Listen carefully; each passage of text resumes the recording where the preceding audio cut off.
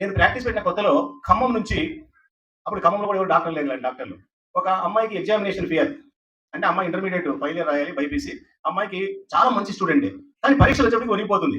అమ్మో! చదివింది గుర్తుంటుందో లేదో, నేను అనుకున్న ప్రశ్నలు వస్తాయో రాదో, ఏమవుతుందో చెప్పేసి భయపడతా ఉండేది. సరే ఆ పరీక్షల భయం అనేది కూడా మాకు సంబంధించింది. పరీక్షల భయం పోగొట్టాలంటే ఇంక వేరే డాక్టర్లు లేరు మేమే. మరి పరీక్షల భయం మెంటలా? కాదు కదా! అమ్మాయికి ఆ టైంలో భయం. మరి పరీక్షలు అయిన తర్వాత మళ్ళీ చాలా నార్మల్‌గా ఉంటుంది.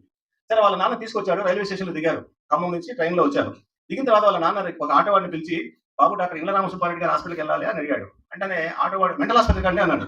అయిపోయింది. ఇంక అమ్మాయిని, "అదేంటి నాన్న నాకు పరీక్షల భయం తీసుకొచ్చావు. ఆయనని మెంటల్ హాస్పిటల్ అంటే నాకేం పిచ్చా? నేను రానని" చెప్పేసి అక్కడే కూర్చొని రాలా. అంటే అలాంటి పరిస్థితుల్లో దాదాపు 45, 50 ఏళ్ళకి అలాంటి పరిస్థితుంది. మెంటల్ హాస్పిటల్, సైకియాట్రిస్ట్ అంత భయపడేవారు. ఈ రోజు పరిస్థితులు ఎలా మారాయంటే, అంటే మేము పత్రికల్లో రాయడం గాని, మీడియాలో మాట్లాడడం గాని, రేడియోలో గాని, పుస్తకాలు రాయడం గాని ఇవన్నీ చేయడం వలన ఈ రోజు పరీక్షల భయం వస్తే అమ్మాయిలు సుందరంగా వాళ్ళ అమ్మ నాన్న వద్దన్నా మేమే వచ్చి చూపించి మా మీటింగ్ హాల్ వచ్చి చూడండి అందరూ కాలేజ్ స్టూడెంట్స్ అమ్మాయిలు నిర్భయంగా వచ్చి కూర్చొని చూపించుకున్నారు. అంటే దేర్ ఇస్ రాడికల్ చేంజ్. ఈ సూపర్ స్టిషన్స్, మూఢనమ్మకాలు, అపోహలు ఇవన్నీ కూడా చాలా వరకు తగ్గిపోయాయి. సైకియాట్రీ అంటే కేవలం మెంటల్ ఇదే కాదు. చిన్న చిన్న విషయాలు కూడా నేను త్వరలో చెప్పబోతాను. నిద్ర పట్టకపోతే టెన్షన్, ఆందోళన, స్టేజ్ పైన మాట్లాడాలంటే భయం కొంతమందికి. అది కూడా మాకు సంబంధించిందే. కొంతమందికి బల్లిని చూస్తే భయం ముఖ్యంగా అమ్మాయిలకు. అది మెంటలా? అది అది మాకు సంబంధించి. బొద్దింకలంటే భయం, బ్లడ్ చూస్తే భయం, లిఫ్ట్‌లో ఎళ్ళాలంటే భయం, ఏరోప్లేన్‌లో ఎళ్ళాలంటే అమ్మో! తలుపులన్నీ మూసేశారు ఫ్లైట్ ఆకాశంలో పోతే ఏమైనా నాకు అదేంటి అది భయం. అంటే ఇవన్నీ రకరకాల సమస్యలన్నీ కూడా మా కిందే వస్తాయి.